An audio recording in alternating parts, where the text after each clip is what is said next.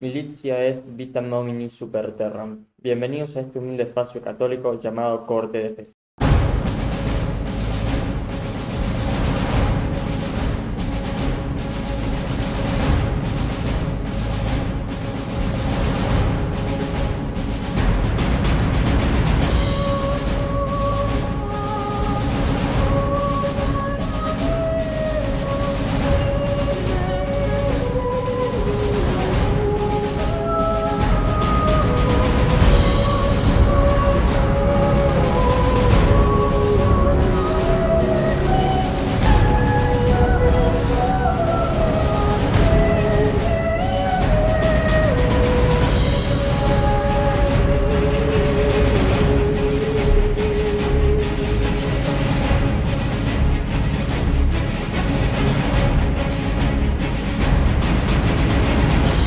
Hosanna Deus, fortuna Deus, protego causa in sanctum. Aeternus praetor, firmitas semper, cori faeus, rex regis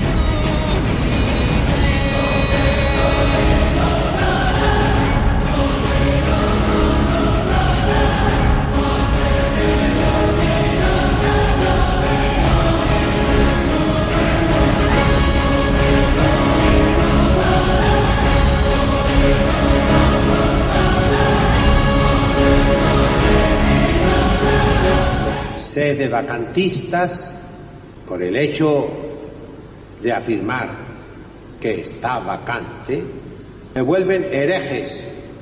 Francisco no es papa. Eso es una herejía.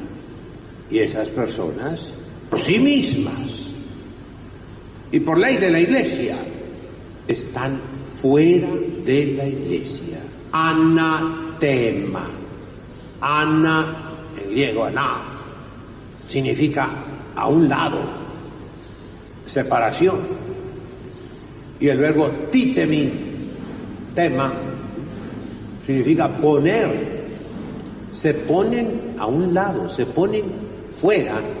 En español le decimos excomulgados, en latín excommunicati. Solitos se excomulgan, se separan de la Iglesia Católica. Esta segunda parte será en base al sedevacantismo, que fue el primer video que realicé hace un tiempo. Vamos a tratar de continuar por donde lo dejamos, que fue que yo comentaba acerca de que Monseñor Lefebvre no tomó la cuestión del sedevacantismo. ¿Por qué? Porque no se atrevió a juzgar personalmente que el Papa fuese hereje o no. Vamos a seguir leyendo el material que había yo impreso. Trataremos de ir explicando. O sea, está el material hecho como para que una persona como yo, que es un laico nomás que trata de ser apostolado, pueda entender fácilmente los errores y podérselos comunicar a los demás. También he impreso, como les comenté en el primer video, una entrevista que le hicieron a dos muchachos que estudiaron el sedevacantismo por 10 años, para determinar todos los problemas que tenían. Bueno, sigamos ya con dejémonos tanto rodeo y vamos con lo que nos compete. Dice el texto: Cristo, por una providencia particular, para el bien común y tranquilidad de la Iglesia, continúa proporcionando jurisdicción incluso a un pontífice manifiestamente herético, hasta que llegara el momento en que fuera declarado manifiestamente hereje por la Iglesia. Bien, ¿qué dice aquí? Manifiestamente herético declarado por la Iglesia. Yo no sabía que un conjunto de hombres, ya sea de una parroquia, de una capilla por aquí, de una diócesis de por allá, diga que el Papa no es Papa y que no merece tener ese puesto porque está hablando de herejías. ¿Qué puede pasar? Sí, pasa. ¿Es agradable? No, no es agradable. ¿Es católico? Tampoco. Pero por un juicio particular, no podemos acabar con el título, la existencia de algo. Por ejemplo, le pasa con la gente que no cree en Dios, cree que nosotros somos quienes le damos existencia a Dios, y no es así, es Dios quien nos da la existencia de nosotros. Lo mismo pasa acá. En el caso de la jurisdicción la recibe el obispo, también la recibe el papa como es ordenado, y esa jurisdicción no va a dejar de estar en su orden, es decir, en el orden del sacerdote, del obispo, del papa, no va a dejar de estar por un juicio humano de un sacerdote que diga, ah, pero este ya ha declarado herejía, este es totalmente hereje, no hace falta que venga un concilio o mejor dicho, un, un colegio cardenalicio a venir a juzgarlo al papa, a condenar lo que está haciendo, que sería formalmente lo que se tiene que hacer, y no se hace. Acá ya mete la cola del diablo, esto ya es bastante lógico, pero igual Dios tiene esa facultad de escribir derecho en renglones torcidos. ¿Por qué? Porque si no habría caos en toda la iglesia, si no hubiese papa, no hubiese obispo, no hubiese sacerdote, dejaría de existir la iglesia. Ahí radica uno de los problemas más graves que tiene la herejía del sevacantismo, y por eso no le recomiendo a nadie tomarlo. Como recordamos, en el video anterior yo dije que estoy adherido por lo menos 2 semanas a ese error, y gracias a Dios, esa señora que también comenté en el video anterior, me explicó muy, muy resumidamente todo lo que era el error del sedevacantismo, y también decía que esa cosa déjensela a Dios, o sea, ustedes no se metan con su juicio a decir esto sí, esto no, según yo, porque termina siendo un ideólogo nada más. Bien, sigamos. Es verdad que los vacantistas afirman tener una confirmación de su teoría en los errores del Vaticano II y las perjudiciales leyes litúrgicas canónicas de la Iglesia Conciliar, citando el texto. Creen generalmente que la enseñanza del concilio debió haber estado cubierta por la infalibilidad del magisterio ordinario y universal. Pero sí tiene errores este concilio, y muchos. Concluyen entonces que por estos errores que se proclamaron en el Concilio Vaticano II, el Papa Pablo VI automáticamente dejó de ser Papa. No. Ha pasado lo que proponía Descartes. O sea, que por mi pensamiento las cosas tienen que ser, y es al revés. Las cosas son y yo las puedo pensar. ¿Qué ha pasado? A ver, ¿es correcto lo que hizo Pablo VI? No. No estoy justificando con esto a Pablo VI. ¿Pero dejó de ser Papa? No. Cristo ya nos lo prometió y ya sabemos claramente que la iglesia de Cristo no puede padecer la destrucción. ¿Por qué? Porque es imposible. Dios no se puede autodestruir a sí mismo o a su obra. Entonces, ¿qué pasa?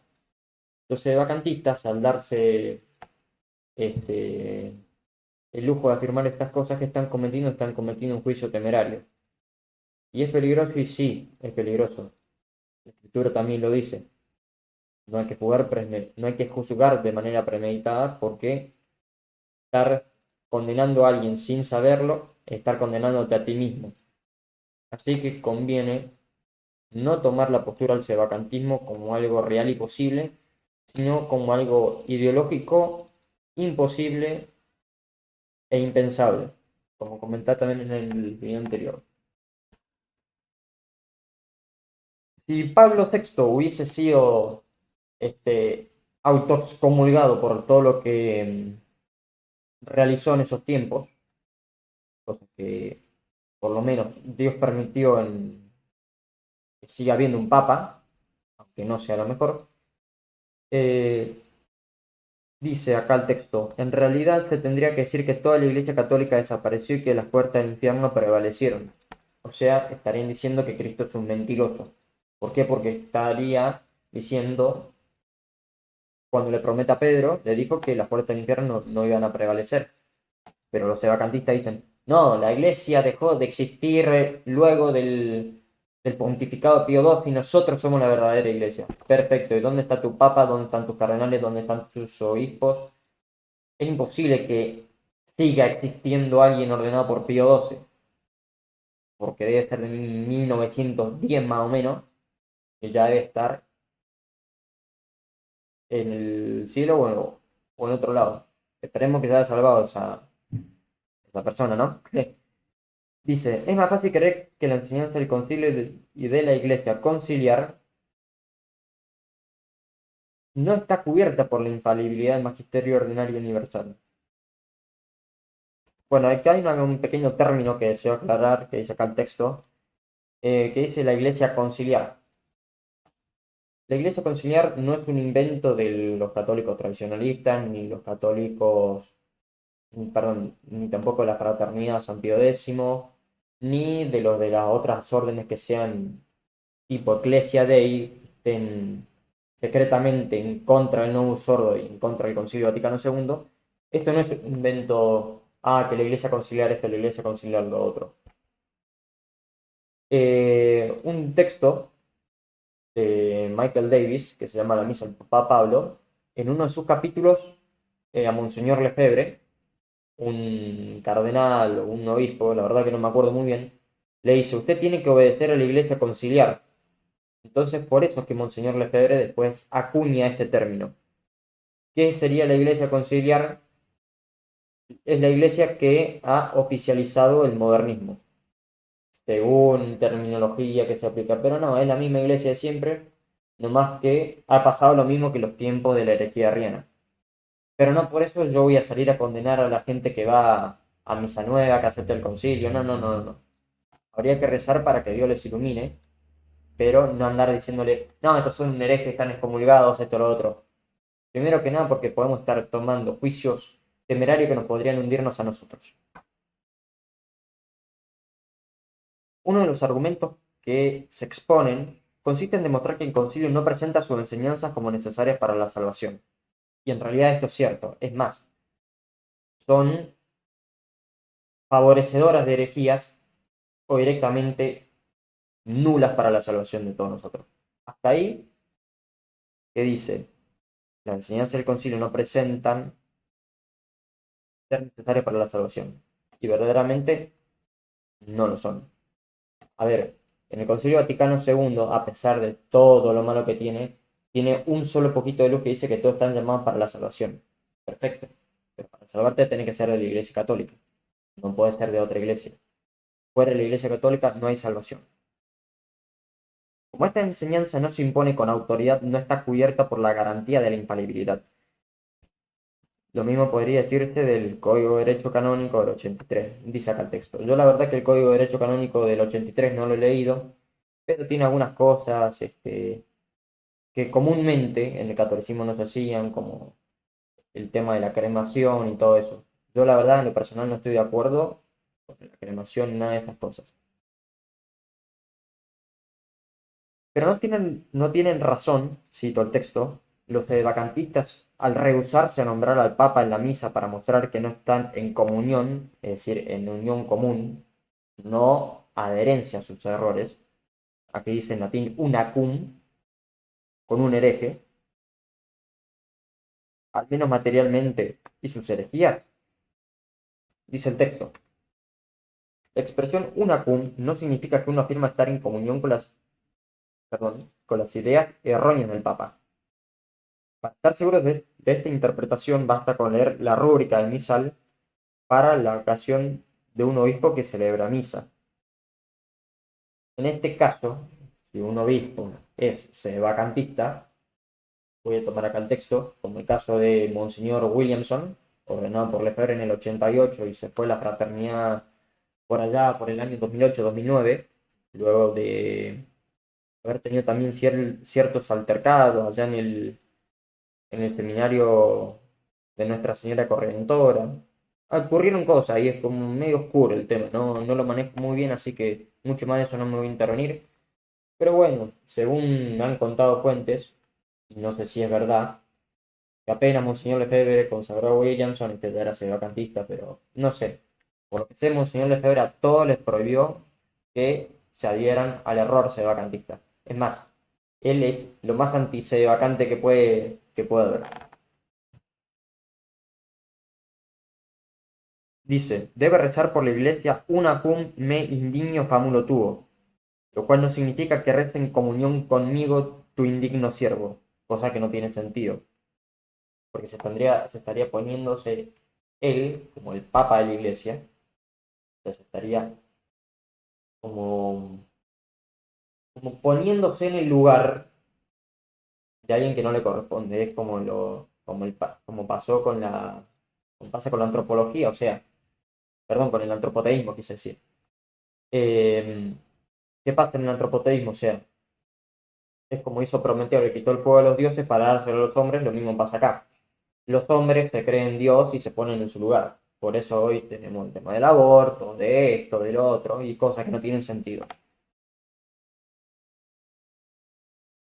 Y aquí también dice el texto, y que reza, y dice el texto, como si el obispo se autohablase, y por mí, tu indigno siervo. La verdad que es bastante confuso esto, o sea, no tendría sentido siquiera, o justificación alguna ese vacantismo. Yo entiendo que hay gente de muy buena voluntad que puede llegar a caer en este error. En este error. Y es pecado y es muy faven seresian y realmente es herético. Digamos, al caso es herético. ¿Qué es lo mejor que se puede hacer? Y bueno, tratar de hablar con estas personas, tratarlo de corregir, mostrándoles que no es verdad los argumentos que a ellos le han propuesto, sino que son erráticos y son más que nada apreciaciones o concepciones personales acerca de tal o cual acción. Es más, nunca en la tradición hubo alguien sedevacantista, nadie, ni siquiera los más grandes santos que se resistieron fuertemente a los errores del Papa, ninguno ha sido sedevacantista, ni siquiera incluso Roberto Belarmino, que fue a quien cita mucho los sedevacantistas, no ha sido en ningún momento sedevacante. Capaz que se puede haber resistido muy fuerte al error del Papa A, como del Papa B, como del Papa C. Perfecto, el error se le resiste, pero no se le niega la autoridad a nadie. Yo, por ejemplo, el presidente que tenemos en nuestro país, de presidente no tiene nada, o sea, es un tiro al aire. Pero eso no quiere decir que sea una autoridad inválida, o sea, no sería una autoridad, no tiene sentido, porque si no, este país viviría en la anarquía.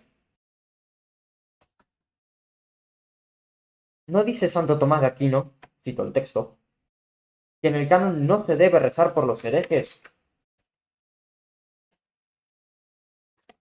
Dice aquí, Santo Tomás de Aquino en su Suma Teológica, eh, simplemente señala que en el canon de la misa se debe rezar por aquellos y cuya fe y devoción son conocidas por Dios, pero no dice, propiamente no dice, que rezar por los herejes esté prohibido, o sea, de rezar puedes rezar para que se conviertan, y si el Papa es un hereje, bueno, ¿por qué no nombrarlo en la misa? Tenés un Papa que es hereje, puedes tener un Papa que puede ser santo. Todo santo ha tenido un pasado y todo un pecador tiene un futuro, dice San Agustín. Así que bueno, si alguien se confunde, hay que corregirlo con caridad. ¿Cuesta la caridad? Sí, cuesta un montón. Porque hay muchas veces que cuando alguien tiene un conocimiento verdadero frente a un conocimiento falso, cuando corrige se puede saltarse el ego haciendo legal al otro de que yo sé más que vos. Y no, a ver, como por ejemplo pasa en el tema de los que gracias a Dios conocimos la misa tradicional, no quiere decir que las otras personas que no conocen esto sean de un rango inferior a mí, tanto en forma de pensar, como en forma de aprender, por las gracias que recibimos. No, no, no, no, no. Estamos todos al mismo nivel porque todos somos una baraja de pecadores. Tenemos el pecado original en nosotros, lo cual no nos impide la santidad. No quiere decir que por yo conocer más que este soy bueno. Nosotros somos seres corruptos que se pueden descorromper, obviamente, con la gracia de Dios para hacerse santos, de irse desprendiéndose de ese pecado. Lo único que puede sacarse como conclusión de que rezar por los herejes no está prohibido es que si el Papa es un hereje, cosa que se tiene que demostrar, porque vos para condenar a alguien, por ejemplo, por robarte un caramelo, tienen que mostrar un montón de cosas. Precisar lugar, horario, en qué momento lo robaste, a quién se lo sustrajiste, etcétera, etcétera, etcétera.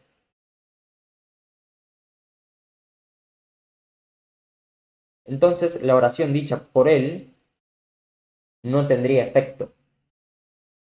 La oración de este obispo que dice, y yo, tu indigno siervo. Dice el texto, en conclusión, ¿qué debemos pensar del sedevacantismo? Bien, dice el texto aquí que es una teoría que no ha sido comprobada, o sea, no se puede comprobar. Yo corregiría el texto aquí en que realmente el sedevacantismo no es que no pueda ser demostrado, no hay chance alguna. Aquí lo deja como un, no digo que sea un progresista, porque la fraternidad pasa también, que hay una pequeña ala progresista y el ala que es tradicional, tradicional. Pero bueno, eso es otro tema. Pero dice aquí que no ha sido comprobada de manera especulativa. No, es que no se puede comprobar ni siquiera prácticamente, porque si no caes en el error. No, no hay forma de comprobar que bien está mal. Y es imprudente sujetarse a ella prácticamente, dice el texto. Por eso Monseñor Lefebvre, dice el texto, nunca adoptó esta postura, incluso prohibió a los sacerdotes de la fraternidad que él fundó, incluso profesarla. El padre Muñoz, que la verdad que no sé quién es, debe ser un sacerdote diocesano o algo así, señala que ningún santo de la historia de la iglesia ha sido sedevacante. Ha habido un gran número de ellos que se resistieron abierta y energéticamente a los errores de un papa, pero en ningún momento lo han negado. O sea, incluso estamos hablando del año 2001, un texto, una traducción de un texto llamado Sal de la Terre, Sal de la Tierra en francés.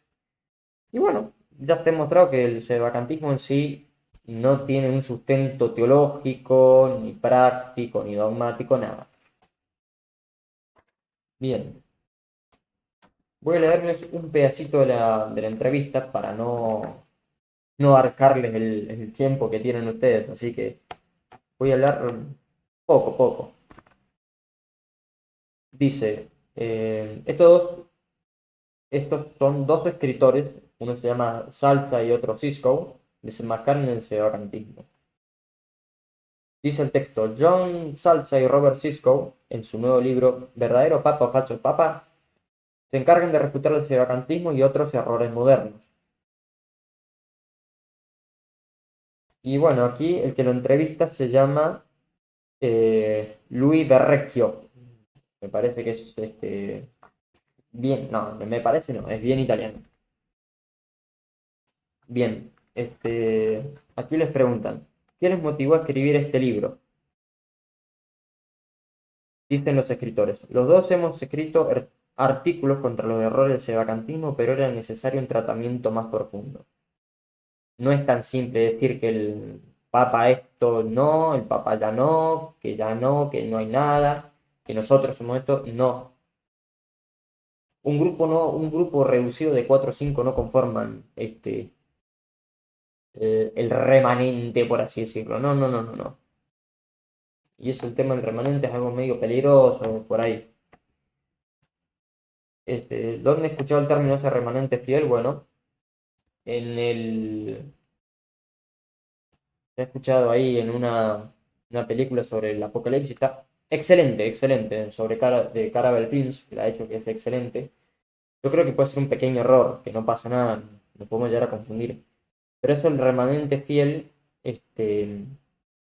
según lo han explicado en otro video que se llama el error de creerse parte de este grupo, es el error de ese grupo, el sacerdote, que era como creerte vos que estás elegido y que ya los otros son el escaloncito que está abajo, que vos lo estás mirándolo así, ¿no? Dice el entrevistador de Recchio que qué los lleva a abordar este tema. Entonces ellos explican, querían probar si la tesis vacantista tenía o no una aplicación factible en lo que es la actual crisis de la iglesia. Entonces, ¿qué hicieron? Estudiaron 10 años tanto los errores como contradicciones que había entre cada uno de los apologetas vacantistas y Dice aquí el texto, que lo voy a citar lo textual, a menudo han sido llevados al error por citas parciales. Ojo, aquellos que han abrazado la posición sedevacantista de buena fe se han dejado llevar al error por citas parciales, por mala teología y por apologistas sedevacantistas sin escrúpulos que parecen más preocupados por demostrar su posición que demostrar las cosas con verdad. Esto es terrible por el tema de los falsos pastores. Hay que tener mucho cuidado de abrir bien los ojos. ¿Por qué? Porque recordemos que en estos tiempos estamos en los tiempos del anticristo. Acá cualquiera puede decir algo y alguien no muy formado lo puede tomarlo como verdad. Así que hay que tener mucho, mucho cuidado. Incluso dentro de la misma iglesia hay pastores que son lobos rapaces que te matan la fe. Voy a leerles dos preguntas más, así ya no les consumo más tiempo. Dejando aparte la buena cantidad de investigación requerida para escribir este libro, ¿cuáles fueron sus mayores retos? Y acá dice, como yo comentaba en el video anterior, uno de los dos escritores, que están divididos en ciertos sectores, ¿no? Cuando un argumento es refutado, dice el texto, simplemente se apela a otro argumento diferente. Dice aquí, algunos de los argumentos pueden aparentar bien por fuera, pero a medida que ahondamos se descubren las contradicciones, errores. O sea, es mera apariencia, ¿no? Cuanto más examinamos la tesis, más claro se verá que una refutación completa de la posición y de los argumentos falaces contradictorios utilizados para defenderla, termina siendo errática, digamos el caso. Le hacen otra pregunta y con esto ya concluyo. Comenzamos cada capítulo citando los papas, doctores y santos y algunos teólogos favoritos de los sedevacantistas. Porque le hacen esta pregunta a los escritores. Debido a las variadas posiciones, que por eso yo decía en el video anterior que eran parecidos a las sectas, con tantas opiniones diferentes, ¿qué enfoque tomaron para hacer frente a todos estos argumentos? El inicio de la respuesta está un poco de segundos antes, un error mío. Una vez establecida una base sólida, citamos a los apologetas sedevacantistas directamente. Luego demostramos que sus errores se salen de la doctrina correcta que se acaba de demostrar al comienzo del capítulo. Con esto que dice doctrina correcta, ¿a qué se refiere? Que están contradiciendo y contrariando tanto la doctrina verdadera, la tradicional, sin depurada de todo error, obviamente, y también están metiéndole a los fieles juicios heréticos. Así que hay que tener mucho cuidado. Este video ha sido mucho más corto que el anterior porque, bueno, ya le queda muy poquito el primer texto. Si hay alguna pregunta que deseen hacer en base a este tema, estoy abierto a responder. En otro momento seguiremos con la tercera parte. Ha sido muy espaciado con la primera porque he tenido un montón de cosas que hacer. Y también voy a seguir un poquito complicado estos meses. Yo creo que este va a ser por lo menos el último video en cuanto a un cierto periodo de tiempo, ya que tengo que rendir y hacer otras cosas. Así que bueno, más o menos ya hemos avanzado un poquito con lo que es la pequeña charla esta que están teniendo Ferrecchio y los dos escritores estos que han escrito un libro. Está muy bueno. ¿Dónde se consigue? La verdad que no sé. Muy probablemente en Amazon. Estará en dólares. Bueno, ya hemos visto un pequeño refresco de lo que eran los errores, los vacantistas, de los apologetas, de lo que en sí causa adherirse a estos errores.